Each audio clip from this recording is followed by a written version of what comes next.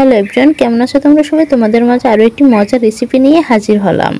আজকের রেসিপিতে আমরা ঝুরি কাটা পিঠা বানাচ্ছি।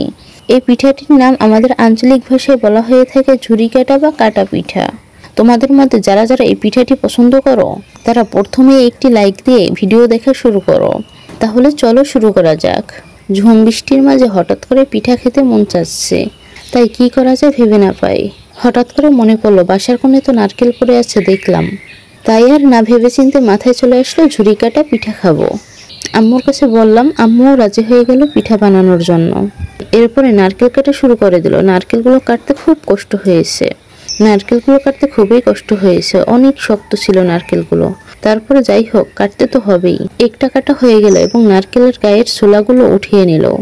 দেখো কত বড় একটা গ্যাস হয়ে গেছে নারকেলের ভিতরে। এটার ভিতরে কি আছে তোমরা বলো তো দেখি। তারপরে একটা কাটা শেষ করে আর একটা কাটা শুরু করে দিল। পরেরটারও তো গ্যাস হয়ে গেছে। আমার আম্মু কাটতে কাটতে তো ভেঙেই ফেললো। তারপরে দুটি নারকেলে যখন ছোলা শেষ হয়ে যায়, তারপরে নারকেলের উপরের ময়লাগুলো আম্মু হালকাভাবে কেটে নিচ্ছে।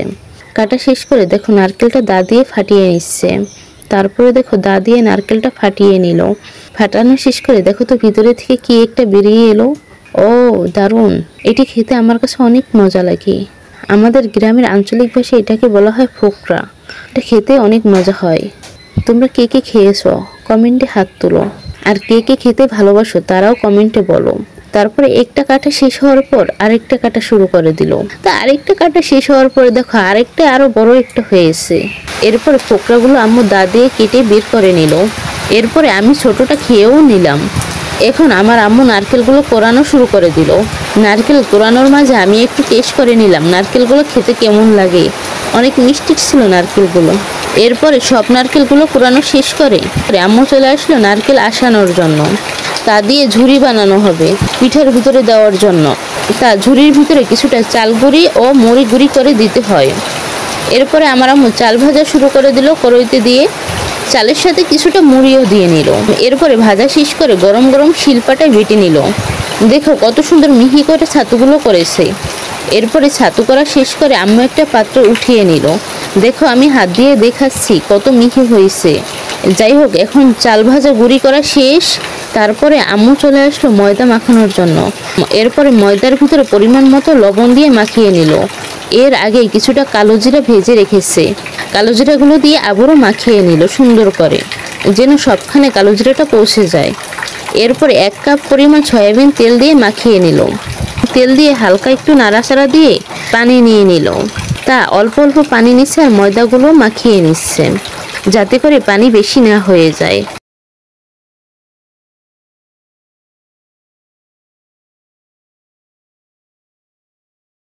যাতে করে ময়দা বেশি নরম হয়ে না যায়। এখন এটা নিরিবিলি রেখে দিল। এরপর আবার অন্য কাজ শুরু। ওই যে নারকেল কুচি করে রেখেছিল না, ওই নারকেলগুলো এখন আসিয়ে নিচ্ছে ঝুরি বানানোর জন্য। শুরু থেকে আমার ভিডিও করা হয়নি, শেষ পর্যায়ে আমি দেখিয়ে বলে দিচ্ছি। নারকেলগুলো কিছুক্ষণ কড়াইতে নাড়াচাড়া দিয়ে তেজপাতা, লবণ এবং পরিমাণ মতন চিনি দিয়ে নিয়েছে। চিনিগুলো দিয়ে একটু নাড়াচাড়া দিয়ে নিচ্ছে। এরপরে ওই যে চাল ভাজা গুঁড়ি করে রেখেছিল না, ওগুলো দিয়ে কিছুটা নাড়াচাড়া দিয়ে নামিয়ে নিল। নামানো শেষ করে গরম গরম আমি আর আমার আম্মু ঝুরিগুলো বানিয়ে নিচ্ছি পিঠার ভিতরে দেওয়ার জন্য। হাতে হাতে ঝুরি বানিয়ে নিচ্ছি।